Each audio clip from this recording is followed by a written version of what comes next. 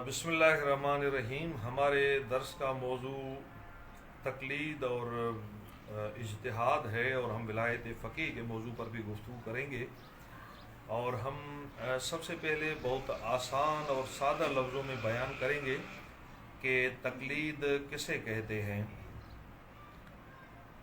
तकलीद का मतलब ये है कि इंसान अपने दीनी मसाइल के अंदर, फ़िक़ही मसाइल के अंदर एक ऐसे माहिर आलिम की तरफ रुजू करे, एक ऐसे मुजतहिद की फ़क़ीह की तरफ रुजू करे जो दीनी अहकामात को जानता है, जो कुरान करीम का इल्म रखता है, अहादीस मुबारका का इल्म रखता है और दीन के अंदर माहिर है। दीन की तालीम उसके पास बहुत महारत की हद तक है। और बल्कि तकलीद के अंदर एक शर्त ये बयान की जाती है कि वो आलम होना चाहिए, यानी बाकी सब लोगों से ज़्यादा बेहतर अंदाज में खुदा के अहकाम को जानता हो और उसको समझता हो।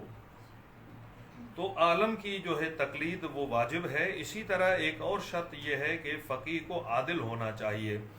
आदिल का मतलब ये है कि वो गुनाहों से दूर रहता हो, वाजिबात को अंजाम देता हो, मुहर्रमात इलाही से दूर रहता हो और खुदा के अहकामात को सही तौर पे अंजाम देता हो, मुत्तकी इंसान हो, बातकवा इंसान हो। ये एक अहम शर्त है जिसकी हम तकलीद कर रहे हैं। ये जो तकलीद का हुक्म है इसके बारे में दो बुनियादी दलाइल पेश किए जा सकते हैं।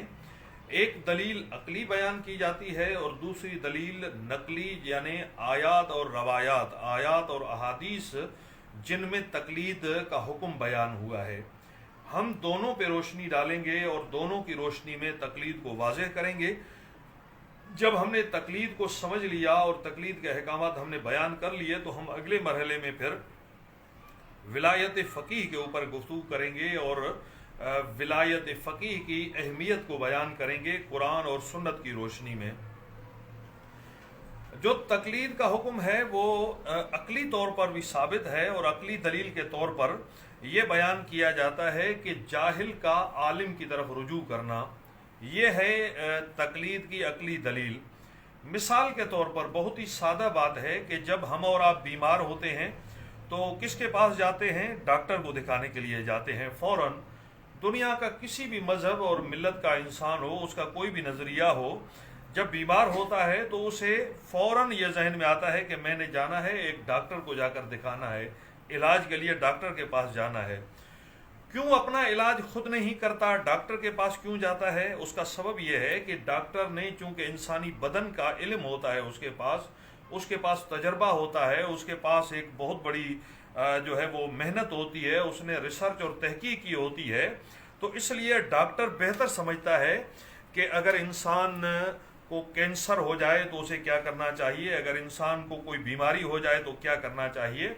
इसलिए यह अक्ल का फ़ैसला है कि बीमार होने की सूरत में हमें डॉक्टर की तरफ रुजू करना चाहिए। इसी तरह मिसाल के तौर पर हमने बिजली ख़राब हो गई हमारी, अब चलते चलते फ़र्ज़ करें पंखा ख़राब हो गया, बिजली ख़राब हो गई, तो हम फ़ौरन क्या कहेंगे? हमें किसके पास जाना चाहिए? हम कहेंगे कि हमें कोई माहिर बिजली का बंदा देखना चाहिए जो बिजली के मामलात को बेहतर अंदाज में जानता हो, जो हमारी बिजली ठीक कर दे। हम उसके लिए किसी मिसाल के तौर पे तरखान के पास नहीं जाएंगे, डॉक्टर के पास नहीं जाएंगे। जब हम बीमार हो रहे थे तो हम उस वक्त डॉक्टर के पास जा रहे थे, लेकिन जब बिजली ख़राब हो गई तो फौरी तौर पे हमने कहा कि हमें जो है वो जाना चाहिए। फौरी तौर पर किसके पास जाना चाहिए? हमने कहा कि फौरी तौर पे हमें जाना चाहिए एक ऐसे बंदे के साथ जो बिजली का इल्म रखता हो, जो बिजली बना सकता हो। इसी तरह से मतलब हर जो भी शोबा है उस शोबे के माहिर के पास हमें जाना चाहिए। तो इस जो शोबे का माहिर है उसके पास जाने के लिए हमारे पास अलग से किसी दलील की ज़रूरत नहीं है। एक और चीज़ जो इंतहाई ज़रूरी है और लाजिम है वो ये है कि जब हम हर शोबे के माहिर की तरफ जाते हैं और फिर कोई दीनी मसला हो तो उसके लिए हमें जो है फौरी तौर पर एक मुजतहिद की तरफ जाना चाहिए जो दीन का इल्म रखता हो और दीन के बारे में माहिर हो। ये हमारी बुनियादी तौर पर जो दीनी हुक्म है जिस पर हमें अमल करना है। روایات کے حوالے سے ہمارے پاس بہت ساری روایات ہیں، آیات کے حوالے سے بہت ساری آیات ہیں جس میں اس کا حکم ہمیں بتایا گیا ہے کہ ہمیں کس طرح سے عالم کی طرف رجوع کرنا چاہیے۔ مثال سورہ توبہ کی آیت ہے فَلَوْلَا نَفَرَ مِن كُلِّ فِرْقَةٍ مِّنْهُمْ طَائِفَةٌ لِيَتَفَقَّهُوا فِي الدِّينِ، کیوں نہ ہر قبیلے میں سے، کیوں نہ ہر قوم میں سے کچھ ایسے لوگ ہونے چاہیے جو دین کا علم حاصل کریں، دین میں فقیہ بنیں۔ وَلِيُنذِرُوا قَوْمَهُمْ إِذَا رَجَعُوا إِلَيْهِمْ، اور جب واپس جائیں تو اپنی قوم میں جا کر ان کو خدا کا خوف دلائیں اور خدا کا پیغام پہنچائیں۔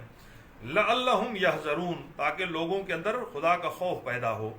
تو یہ آیت کریمہ ہمیں بتا رہی ہے کہ علم دین حاصل کرنا واجب ہے، فرض ہے، اور جو علم دین حاصل کرتا ہے، دین میں فقیہ بنتا ہے، ہمارے اوپر واجب ہے، فرض ہے کہ ہم ایسے عالم کی طرف رجوع کریں اور اس عالم کے جو بیان ہے اس سے ہم استفادہ کریں۔ یہ آیت کریمہ ہمیں بتاتی ہے کہ ہمیں عالم نے جو دین کو سیکھا ہے ہم اس سے دین کے احکامات کو لیں۔ اسی طرح ایک اور آیت کریمہ جو اس پر دلالت کرتی ہے اور بہت زیادہ اس کی اہمیت کو بیان کرتی ہے وہ یہ ہے کہ قرآن کریم نے کہا فَاسْأَلُوا أَهْلَ الذِّكْرِ إِن كُنتُمْ لَا تَعْلَمُونَ، اگر تم نہیں جانتے تو اہل ذکر سے پوچھیں۔ اہل ذکر جو علم رکھتے ہیں ان سے آپ پوچھیں، جاہل کو چاہیے کہ وہ عالم سے پوچھیں۔ تو یہ جو حکم ہے یہ ہمیں بتاتا ہے، یہ ہمیں سمجھاتا ہے کہ قرآن کریم نے ہمیں اہل علم کی طرف رجوع کا حکم دیا ہے، قرآن کریم نے ہمیں عالم کی طرف رجوع کا حکم دیا ہے۔ اہل بیت علیہم السلام کی طرف ہم رجوع کریں گے اس لیے کہ وہ عالم ہیں، ہم اہل بیت کے ماننے والے جو فقیہ ہیں ان کی طرف رجوع کریں گے اس لیے کہ وہ اہل علم ہیں، ہم ان کی طرف رجوع کریں گے۔ قرآن کریم نے کہا ہے کہ جاہل اور عالم برابر نہیں ہو سکتے، هل يستوي الذين يعلمون والذين لا يعلمون، کیا عالم اور جاہل برابر ہو سکتے ہیں؟ یقیناً نہیں ہو سکتے، جاہل کبھی عالم کے برابر نہیں ہو سکتا۔ اسی لیے قرآن کریم نے کہا کہ هل يستوي الذين يعلمون والذين لا يعلمون، کہ عالم اور جاہل کبھی بھی آپس میں برابر نہیں ہو سکتے۔ ایک اور جو دلیل اس کے حوالے سے دی جاتی ہے روایات میں سے، اہل بیت علیہ السلام کے فرامین میں سے، ان میں سے ایک امام حسن عسکری علیہ السلام کی حدیث ہے۔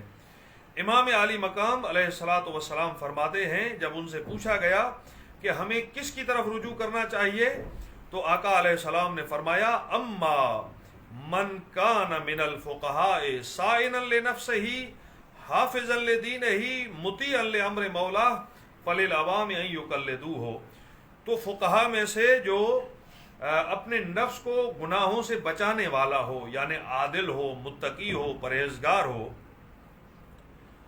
حافظا لدینہ اپنے دین کا محافظ ہو، دین کا محافظ ہو یعنی دیندار ہو، دین کے لیے قربانی دینے والا ہو، اور مطیعا لامر مولا ہو، اپنے مولا کا فرما بردار ہو، فللعوام ان یقلدوہ، عوام پر واجب ہے کہ ایسے مجتہد، ایسے فقیہ کی تقلید کریں۔ یہ تقلید کا صریح حکم ہے جو ہمیں امام عالی مقام نے دیا ہے۔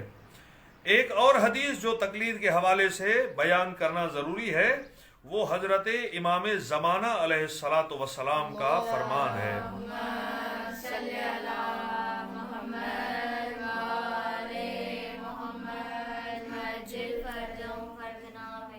امام عالی مقام فرماتے ہیں کہ توقیع ہے امام عالی مقام کی، امام علیہ السلام کی، جو امام علیہ السلام کے ایک نائب اس کے ذریعے سے پہنچی۔ جب ان سے کہا گیا کہ ہمیں نئے مسائل میں کس کی طرف رجوع کرنا چاہیے تو امام عالی مقام نے فرمایا کہ اما الحوادث الواقعۃ فرجعوا الی رواۃ احادیثنا، جو نئے پیش آنے والے مسائل ہیں ان میں تمہیں چاہیے کہ ہمارے حدیث کے راویوں کی طرف رجوع کرو، روات احادیث کی طرف رجوع کرو۔ فإنہم حجتی علیکم، بے شک وہ ہماری طرف سے تم پر حجت ہیں، وَأَنَا حُجَّةُ اللَّهِ عَلَيْهِمْ، اور میں ان مجتہدین پر، روات احادیث پر جو روایات کرتے ہیں اہل بیت کی احادیث کو، उन फ़ुक़हा पर, उन उलमा पर, मुहद्दिसीन पर मैं खुदा की हुज्जत हूँ। तो ये तमाम तर रवायात, अहादीस इस बात पर दलालत करती हैं कि हमें फ़ुक़हा की तरफ रुजू करना चाहिए। इंशाअल्लाह इस मौजू को हम कंटिन्यू करेंगे, इसको हम जारी रखेंगे, और जो फितना अंगेज़ हैं, जो शर पसंद हैं, हम उनको जवाब देंगे उनकी शरंगेज़ी का, और खुदा पे उनकी लानत हो, खुदा का कहर हो उन पर जो नायबीन इमाम की शान में गुस्ताखी करते हैं। और इंशाअल्लाह वो इस दुनिया में भी जलील और रुस्वा होंगे, आखिरत में भी जलील और रुस्वा होंगे। वस्सलामु अलैकुम वरहमतुल्लाहि वबरकातुहू।